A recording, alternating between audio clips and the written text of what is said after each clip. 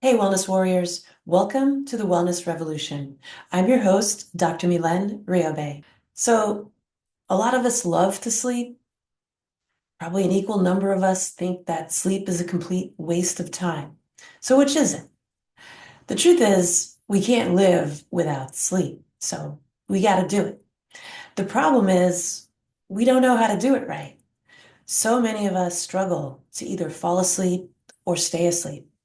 And now, with increased screen time, artificial light, and of course, with the increased stress that we have in our modern lifestyles, sleep is almost going extinct, right? The high quality of sleep that we need to maintain our health and to maintain our well-being in general is just not there. So, what's going on? We're going to take a deep dive today and talk about some critical solutions and steps that you can take today to improve the quality of sleep that you get so that you can live your best life. So, sleep is a huge pillar of wellness.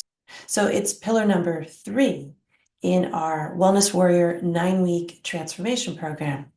And of all the things that we consciously do, sleep is the third most important thing, even more important than food. So, number 1 is breathing. We can only survive for a few minutes without breathing. Some of us, if we're really highly trained, we might survive for several minutes without breathing. But for most of us, we're going to be pretty much goners by about 3, 4 minutes. And water. We consciously drink water. We can only survive for about 3, maybe 5 days without drinking water. And then comes sleep. We can only survive about 10 days without sleep. On the other hand, we can survive without food for over 2 months, about 70 days. So sleep is the third most important conscious thing that we do. So today we're going to talk about what happens when we sleep according to traditional Chinese medicine, as well as according to some of the latest research that's being done. In our Western model, sleep is a complete enigma. It's like a big jigsaw puzzle, and we've got like a few pieces of the puzzle down, but we're missing a whole bunch. With Chinese medicine, it's a little bit more clear. They had about a 4,000-year head start hammering out sleep. So they have created, thousands of years ago, a circadian clock that is based in traditional Chinese medicine theory. We're going to talk about that today. And it's always mind-boggling when I look at traditional Chinese medicine, how they were able to explain things thousands of years ago that we're just scratching the surface in our understanding today. So the first thing that the Chinese circadian clock shows us is that we need to start going down for sleep around 9 p.m. And the sun shows us the same thing, right? Like if we didn't have artificial light and other means by which to, see and navigate after dark, we wouldn't be able to do much, right? We just have like our little fire pits going, and we'd be able to carry around some fire sticks, and that'd be about it, right? So we'd be pretty limited in terms of what we could do at night, right? We would need the moonlight to help us and things like that. And now with artificial light, we can pretty much have daytime 24 hours a day. And that's a big problem. We're not supposed to be exposed to light after the sun goes down, right? There should be like minimal interferences with darkness when the sun goes down. The problem is that, we have a modern lifestyle that almost requires us to be up late at night, right? And again, with the advent of daylight savings time, we were able to artificially increase our sun exposure. And we're beginning to learn that that's not served us well. So, what's supposed to happen? How are we supposed to wind down during our day to get a good night's sleep? So, right around 9 p.m., we're supposed to kind of be cranking it back, right? Winding it down, starting to relax, reducing our exposure to light.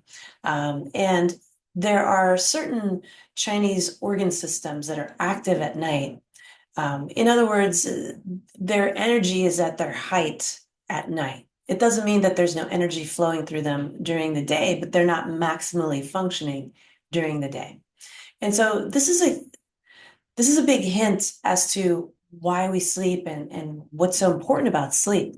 If we look at the Chinese circadian clock, a lot of what they identify as detoxification systems are activated around 9 p.m. until about 5 a.m. And there's a lot of cellular restoration going on, replacing old senescent cells going on. We build new tissue at night. And again, we detox at night. That's one of the most critical things that we don't do well in our modern lifestyle. A lot of that is driven by stress. Stress increases a lot of what we call the oxidative stress damage and the byproducts of our metabolism and waste. When we're stressed out, it's like we have our foot on the gas, but the car's in neutral and we're not going anywhere. But still, we're blowing exhaust into the atmosphere, we're still producing waste, and we're still, putting wear and tear on our engines, even though the odometer is not going anywhere. Stress is very much like that. We produce a lot of waste and byproducts of our metabolism when we're stressed, that are above and beyond what we would be producing if we were not stressed. So that puts a lot of tension and stress on our detoxification systems. And we're going to go through each of these systems so that you can see for yourself, like, what are these systems? What do they do? And why should I be down and asleep so that these systems can work optimally for me, so that I can wake up refreshed and tackle my day and thrive, so I can have robust mental health and optimal metabolism, right? And this is one of the pillars of getting out of burnout. So this is why we're talking about this today. My podcast is dedicated to burnout prevention and burnout resolution. And so again, this pillar is so important.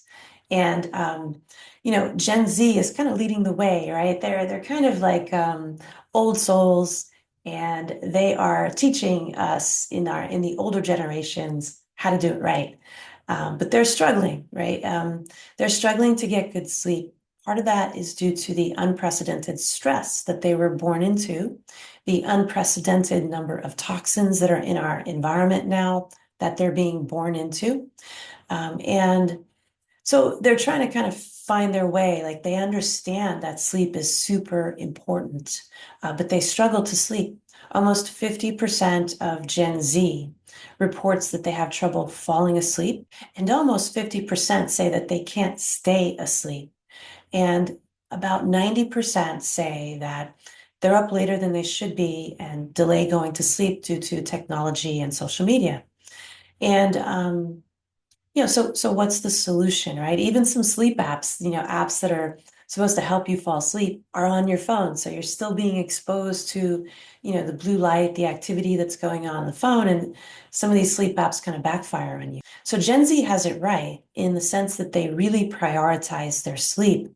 But unfortunately, the environment that they're living in makes it hard for them to sleep. So again, this podcast is for Gen Z and it's for millennials. Millennials started off a little bit resistant to sleep. They thought it was a waste of time. But now, with the advent of better studies and communication around sleep, they're beginning to understand that, hey, I really do need this sleep. The sleep is actually important and it's not a waste of time, right? And that caused a lot of detriment to millennials. They were coined Generation Tired. And that was one of the reasons. There are many other reasons why our metabolism is getting eroded. But that was a big one for millennials. And now they've kind of turned the tide and they're beginning to understand how important sleep is. So again, I'm going to talk about sleep today and really help people understand, like, when's the best time for me to go to sleep? What's the best way for me to go to sleep? What happens when I sleep, so I have a better understanding of why it's so important, and what can I do if I can't fall asleep or if I can't stay asleep. So at 9 p.m., there is an organ system in traditional Chinese medicine called the triple burner, or sanjiao, that is activated. And it's responsible for metabolic balance as well as hormonal balance or endocrine balance. And what that means is that there is metabolization of hormones occurring. The liver is one of the main organ systems that metabolizes hormones, but every single cell also has to metabolize hormones. So hormones are kind of like blueprints that go into every single cell of your body. So no matter what hormone it is, whether it's estrogen, progesterone, testosterone, thyroid, the adrenal hormones, um, it doesn't matter which of those main hormones we're talking about. There are receptors for those hormones in every cell in the body. And so every cell uses those hormones to tell it what to do. And without hormones, the cells are kind of left uninstructed. Hormones are like recipes to make something or blueprints to build something. So when the cell has used up the hormone, it has to repackage it and send it back out of the cell. And then it sends it to the liver, and the liver does the final metabolization and preparation of the hormones so that it can be recognized as waste by the body and eliminated through the urine in the case of hormones. And other waste products are also eliminated through urine, but also through stool in the gastrointestinal system. And so the Senjiao system is activated between 9 and 11 p.m. So that's the time when we're kind of winding down. It's a good time to kind of read and do some meditation and just kind of, wind down, settle down from the day's activities so that the body can kind of get set to begin the really important process of hormone balance and metabolic balance that it needs to perform.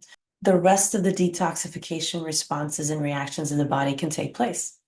And so the next system that's activated is from 11 p.m. to 1 a.m., and that's the gallbladder. And so bile is released during this time. And so the Chinese circadian clock tells us that we should pretty much be asleep by then. And so bile is really important. We think of bile as being something that's really important for fat absorption. It's released into the small intestine so that fats can be absorbed. So that includes fats in your food as well as fat-soluble vitamins like vitamin A, vitamin D, vitamin E, all really important to be absorbed through the small intestine into the bloodstream so that your cells can access those nutrients to use. The other purpose of bile is in detoxification and also the sequestration or the detoxification, if you will, of bilirubin. Bilirubin is a waste product of red blood cells. So our blood cells don't last forever. They're actually, turned over fairly often. And so they get broken down and new ones are made. So it's important that this process occurs. And it occurs between 11 p.m. and 1 a.m. with the assistance of gallbladder. Now, there are other systems involved in blood formation, such as spleen and kidney. And so it's not an isolated process, but the initiation of the breakdown of red blood cells and the making of fresh and new blood occurs and starts between the hours of 11 p.m. and 1 a.m. And the gallbladder is one of the initiators of this process. Cellular repair is also done during this time, according to traditional Chinese medicine theory. And so we always think of the gallbladder as like a digestive organ, but it's actually also a detoxification organ.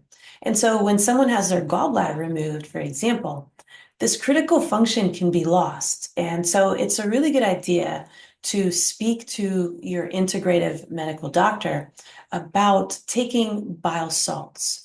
And bile salts are really important because when you have your gallbladder removed, you're going to struggle to absorb fats, which is really critical for brain function, liver function, all cellular function. All of our cells use fat, to protect themselves and to create the cellular membranes.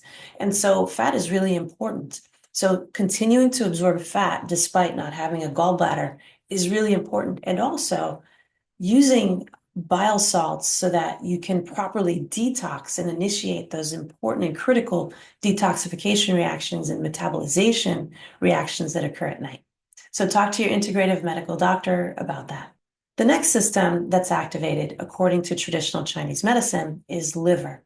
Liver is most active between 1 a.m. and 3 a.m. Now, most of us identify the liver as a major, major detoxification system, which of course it is. According to traditional Chinese medicine, it also controls blood circulation. And what does that mean? It doesn't mean it controls the pressure of the blood, to propel it through the blood vessels. That's the cardiovascular system, right? The heart is a pump that pumps the blood through, creates the pressure that carries the blood through your body. But what determines what's in your blood, how much of each hormone is in your blood, how much insulin is in your blood, how much glucose or sugar is in your blood, is actually the liver's job. It controls blood circulation. And so both of those things are done at night between 1 a.m. and 3 a.m., according to traditional Chinese medicine. Now, again, it's not isolated to those times. There are many other systems involved in doing that because, again, the body is an integrated whole. So it's not that there's this liver that's isolated that does specific functions during those times. It's interdependent and relies on a bunch of other systems as well, but it's most active during that time. So this is a time of deep sleep, right? So there are a couple of major sleep cycles. There's REM and then there's non-REM, and we cycle between these two. One complete cycle is going to be about 90 to 120 minutes per night for most people, and we typically go through about 4 or 5 full cycles per night. So again, we should be asleep and experiencing some fairly deep sleep by now. And having those proper sleep cycles is super important. And so liver really does play a critical role here as well. And then cellular recovery occurs during this time as well. The next organ system that's activated is the lung, according to traditional Chinese medicine. Again, remember that the lung is not just a physical organ, but an energy field. So when we talk about lung in traditional Chinese medicine, we're not just talking about the physical structure that we know as the lungs. We're talking about an energy field. And so again, we should still be in fairly deep sleep at this point, and then detoxification is still occurring. So in traditional Chinese medicine, the lungs are manifested through the skin. And so the skin and the lungs are deeply related according to traditional Chinese medicine. So detoxification reactions of skin and lung occur during this time. So a lot of clients who come to see me with skin conditions such as acne, eczema, psoriasis, or hives and dermatitis, for example, will often say to me that they also have difficulty sleeping. They might wake up frequently, they might get up to urinate and, interrupt their sleep. And so part of the reason for this is because the skin is not allowed to properly detox if you're awake. So when I went to medical school, we learned that the large intestine was a digestive organ. We were never taught that it was a detoxification system. But according to the Chinese circadian clock, it is a detoxification system. And so when I first studied traditional Chinese medicine and I saw this clock, I thought it was kind of strange. It's like, why is it not with the other digestive organs? How come it's not coming after, the small intestine, for example? And it's with recent research that we were able to determine that the large intestine is the largest detoxification ecosystem in the human body. And so they had it right in traditional Chinese medicine thousands of years ago. And so I've learned over time to stop doubting traditional Chinese medicine. Usually when they have come up with something in their theory, it's just a matter of time before we figure it out with our modern science. So around 5 a.m. is when we're supposed to be waking up, and then we release our bowels. Now, that means, stool that is containing the waste products that the other detox organs accumulated and eliminated. Now that's going to come out in the stool in the morning. And then, of course, again, it's not isolated, right? There are other times when we use the bathroom throughout the day. But this is when, again, the chi or the vital energy is maximal in the system. This is also a great time to do some meditation so that you're slowly kind of, waking up again. And so that's what happens at night, right? Between 9 p.m. and 5 a.m. These critical functions are what happen when we're asleep. So really the body is awake while we're sleeping.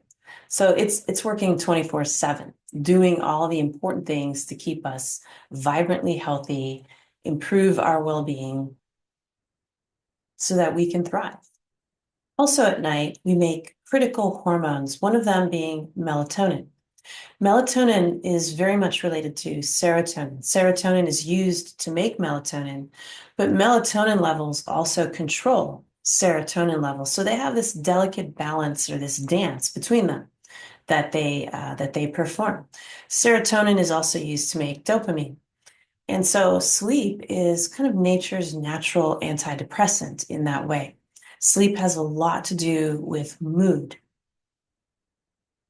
So there are some studies to show that melatonin helps to increase serotonin levels. And of course, because serotonin makes melatonin, again, that there's this really critical balance between those two hormones that really is maintained with proper sleep. So with our modern studies, we understand also that a lot of our brain function depends on sleep. Our memory is consolidated while we sleep. The brain is detoxed also while we sleep. So as the cells are again metabolizing and removing waste from themselves, of course, the brain is a really critical part of all of that, but all of the body is also being detoxed during those critical times. So in our modern studies, we see that proper sleep helps maintain blood sugar. And again, this is due to the liver. The liver controls blood sugar according to traditional Chinese medicine because the liver controls blood circulation. And so having proper liver detoxification is really important for blood sugar regulation. Getting a good night's sleep also helps maintain resiliency against stress, helps to prevent the damage that stress causes to the body. Also, we build our tissues at night. And so for those of us that are gym rats and like to maintain our muscle mass and muscle tone, sleep is really important because while you're at the gym, what you're doing is you're stressing the muscles out, you're stressing the bones and connective tissues out so that at night, while you sleep, they make more muscle and bone, right? So this is a great way to also help prevent osteoporosis and to maintain proper weight. So muscle mass is really critical to driving our metabolism. In other words, how many calories we burn. When we have good muscle tone, we're burning calories day and night. And so that helps to maintain proper body weight. How about naps? So while we're talking about sleep, naps are really important for certain people, right? So whenever someone says, should I take naps in the middle of the day? I always say, like I say for everything, it depends, right? And what does it depend on? It depends on your dynamic metabolic type. So again, for those of you that haven't taken our burnout assessment and don't know your dynamic metabolic type, I encourage you to go to our website, awakenedwellnessnow.com, download our burnout assessment, and figure out which of the 6 dynamic metabolic types you are. For 3 of them, whether it's hot deficient, cold deficient, or temperature neutral deficient, that is a deficient dynamic metabolic type. People that have a deficient dynamic metabolic type need more sleep. The reason for that is to build reserve, to make blood, to make your energy. You do that while you sleep. And so it's really important to sleep more when you're in a deficiency state. So whether it's cold, hot, or temperature neutral, doesn't matter. It's the fact that you're deficient. And so I often recommend naps to clients who have a deficient dynamic metabolic type. I also recommend when people take naps in the middle of the day that they raise their feet so that it's above their heart. The reason for that is to bring back the blood from the extremities back to the heart and the lungs to be reoxygenated and then, pumped back out to the periphery. That is a really refreshing and restorative thing to do. Doing breath work during that time is really also important. And then taking a power nap is really critical too, if you have a deficient dynamic metabolic type. Even if it's for like 10 or 15 minutes, you don't want to oversleep during the day because that's not really the time when we're supposed to be like fully asleep. But resting in the middle of the day is really critical, especially if you have a deficient dynamic metabolic type. It's very restorative. It helps to build resiliency against stress to do that. So now I'd like to go into sleep disturbances, right? So a lot of people know, okay, I need to get my sleep. It's really important. And then they do their best. They lay down and their eyes are wide open for sometimes hours. I've had clients say that they can't fall asleep for an hour or more, 2 hours sometimes. I've had clients going to bed as late as like 3 o'clock in the morning because their mind is racing. I had a recent client who was in like a major burnout state. She had a hot deficient dynamic metabolic type. And so for her, when she tried to lay down to go to sleep, what was happening is her mind would not stop, right? The reason for that is we need blood to sleep, according to traditional Chinese medicine. So we kind of get grounded in our blood, so to speak, when, we sleep. And we also make blood while we sleep. When you're grounded, your mind is quiet. But the problem is when you have a lot of heat in your body, the heat keeps you awake, right? Heat rises in your body just like it does in a room. So it attacks the head very often. And so that gets the mind really racing at night when someone has a hot dynamic metabolic type, whether it's excess or deficient in this case. But in the case of my client, she was a hot deficient dynamic metabolic type. So the problem was she was burning herself out because she knew she wanted to go to sleep, but she couldn't get to sleep. Like her mind just would not stop. She tried melatonin, it didn't work. She tried 5-HTP, that didn't work. She was finally placed on some sleeping aids by her physician before she came to see me. She didn't want to be on the sleeping aids because she understood that they were potentially addictive. And so she was really concerned about being on these medications. And so understanding that she was a hot deficient dynamic metabolic type helped a lot because when someone is in a deficiency state, usually they don't have too much cortisol at night. And so the melatonin was not working because melatonin decreases cortisol. So if your cortisol is normal or even low and you take melatonin, it not only won't work, but it may backfire and make you feel even more anxious. So she was kind of in this tired, wired state. The solution was to cool down the heat, right? So we needed to get the heat out of her system with her diet. And so I asked her to do an alkaline diet for some time. We also talked about some breath work, right? Because she was deficient. So melatonin wasn't going to help her. So for her, I actually tried valerian root for her, and she found that to be helpful. Valerian root helps like actually increase energy. So the problem with her is she was tired and wired. So she was depleted and her mind was racing.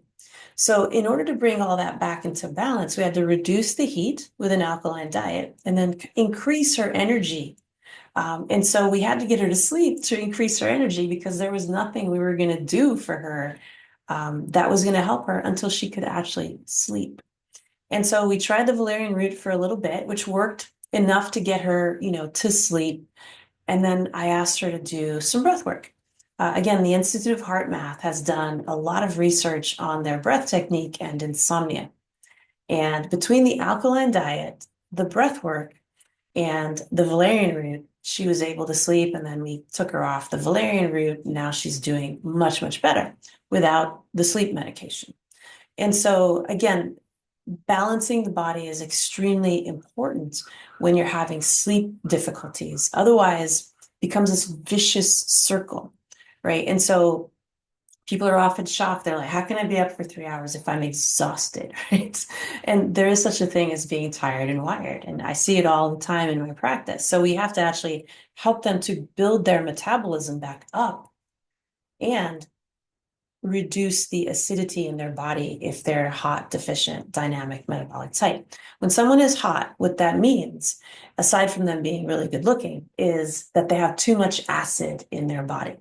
So acid can come from a lot of different places. It can come from poor detoxification, right? We get rid of acids that are not necessary at night while we sleep. So if you're not sleeping, you have a buildup of acid potentially in your body.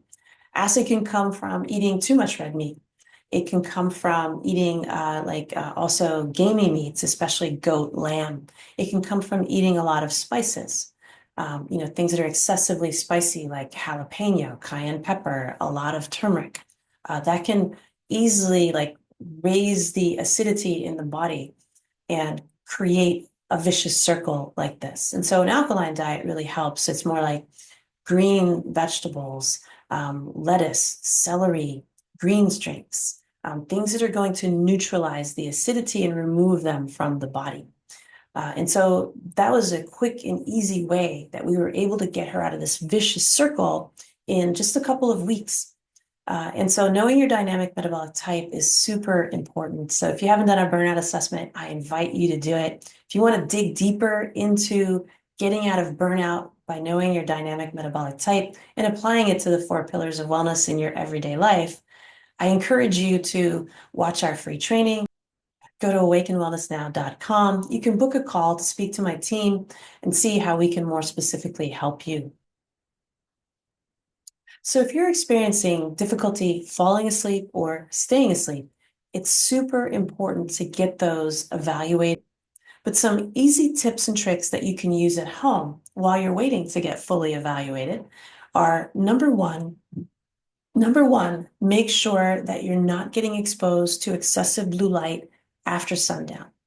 So the sun goes up and down, and we are in balance with that. So when we go too far out of balance with the circadian rhythm of the sun, we get out of balance. Our bodies suffer for it. And we have sleep deprivation, fatigue, burnout. So again, one of the problems that we're experiencing with our modern lifestyles is too much artificial light, especially blue light.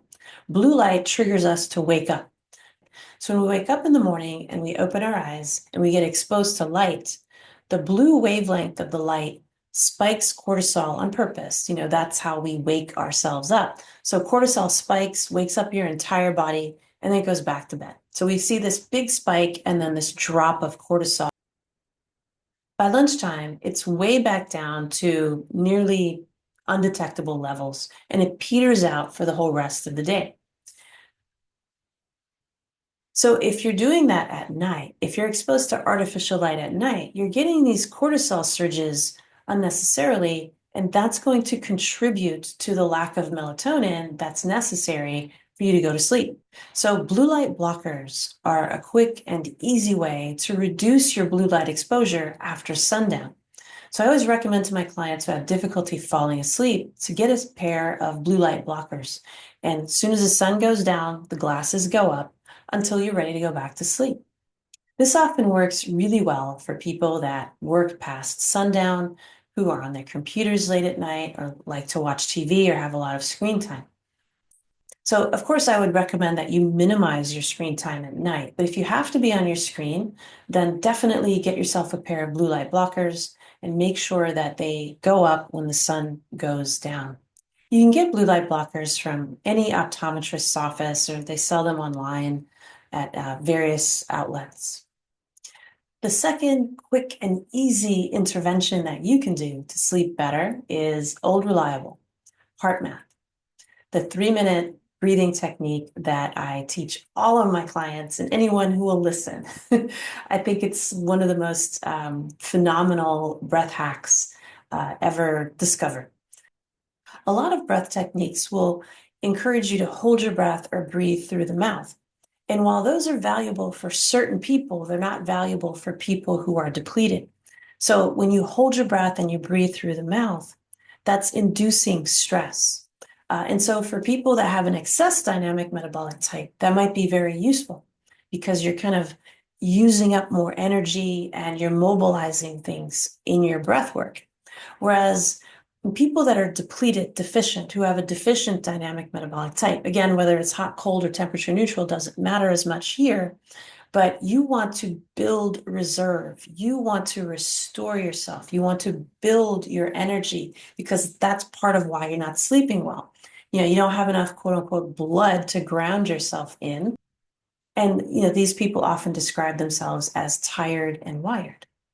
And so the 3-minute quick coherence technique is really well proven now to help build resiliency against stress and to restore the body. So you're helping to build your metabolism through this breath work. And again, just a quick reminder, you breathe only through your nostrils. You take a 5-second inhale very slowly. You don't even want to hear air moving through your nose when you're doing this technique. 5 seconds in, 5 seconds out, always through the nostrils, never through the mouth, and you never hold your breath. And so this is the most valuable technique that I teach my clients because it's been shown to do so much. But one of the things it's been shown to do is to help with sleep disorders. And so that's tip number 2.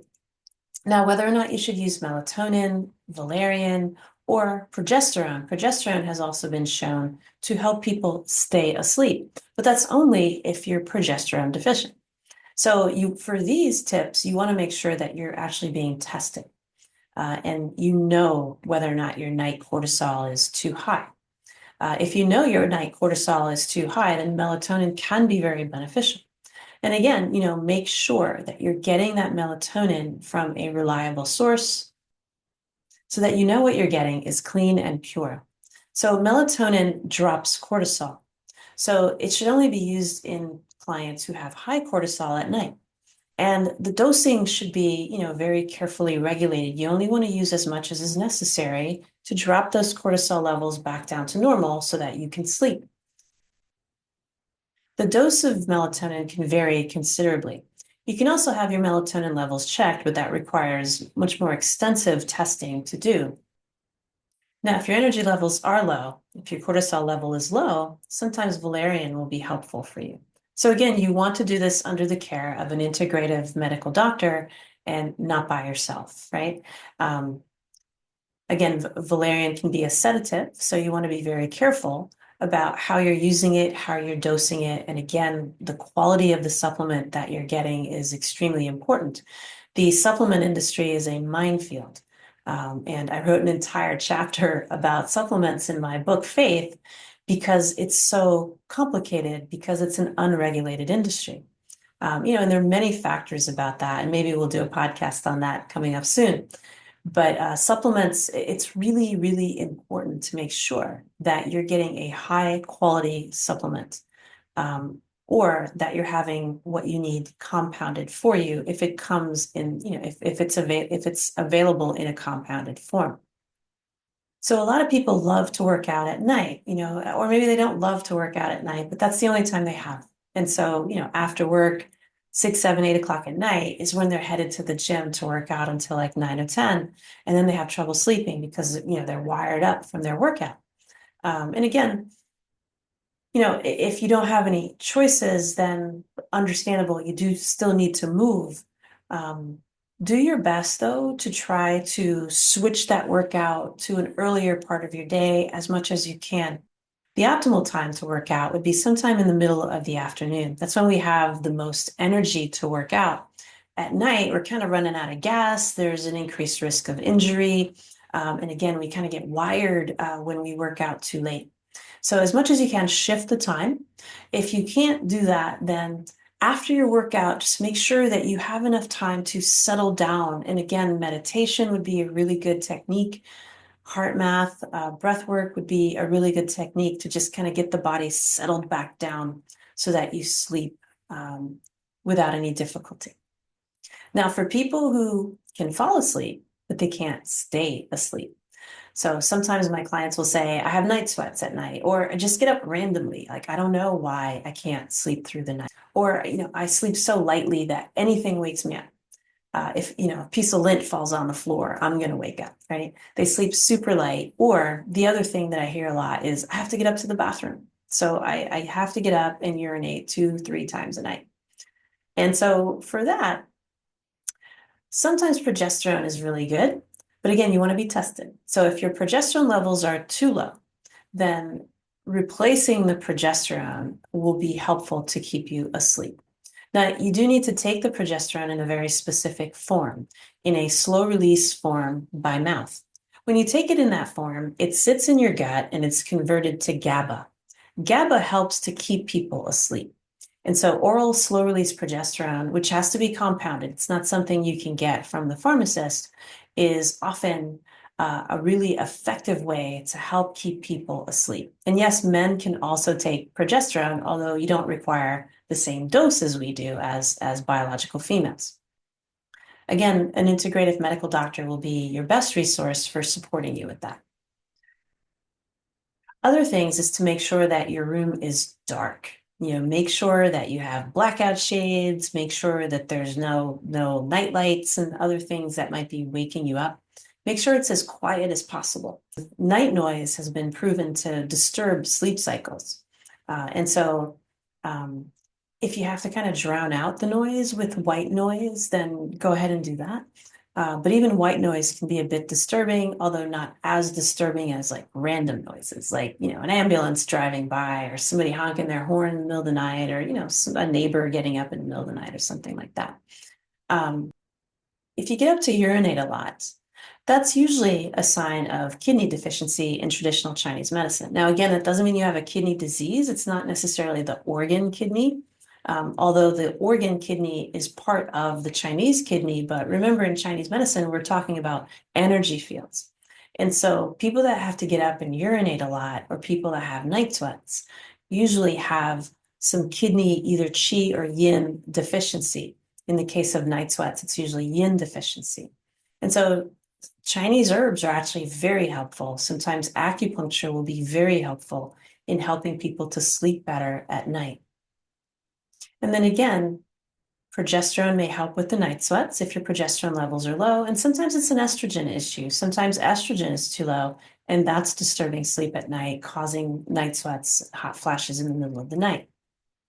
This is also sometimes a cause of excessive urination at night. If you're not metabolically soundly asleep, then you're going to be more likely to be awakened by your bladder, being full and needing to urinate. You should be so metabolically out of it at night. You should be so deeply asleep at night that you don't feel any urine accumulating in your bladder, making you have the sensation that you have to get up and urinate. So that's how deep asleep we should be. We should be like in a semi-comatose state. So that the neighbor doesn't wake us up, the noise outside doesn't wake us up, the urination, the urgency to urinate doesn't wake us up. And again, it's always useful to get a sleep study to make sure that you don't have other things such as sleep apnea, in which case a CPAP machine may be indicated.